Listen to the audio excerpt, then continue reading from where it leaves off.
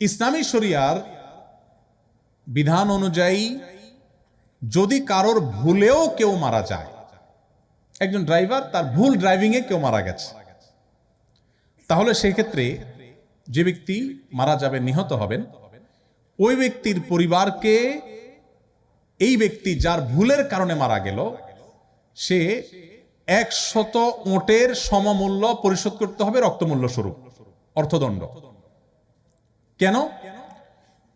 100 ওঁটের সমমূল্য যদি পরিশোধ করা হয়, একটা মানুষের জীবনের মূল্য 1 লক্ষ ওঁট দেওয়া হবে না, কিন্তু যাতে করে সবাই সতর্ক থাকে, কারোর যেন তেন ভুলের কারণে অন্য আরেকটা মানুষের জীবন বিপন্ন না হয়, সেজন্য ইসলাম আমাদেরকে সতর্ক করেছে, সর্বোচ্চ মানুষের জীবনের নিরাপত্তা নিশ্চিত করবার উদ্যোগ নিয়েছে। আমি জানি না পৃথিবীর কোন দেশের আইনে কি আছে, কিন্তু আমাদের দেশের আইনে অন্তত এরকম অ্যাক্সিডেন্টে মারা গেলে যাদের আত্মীয় স্বজন মারা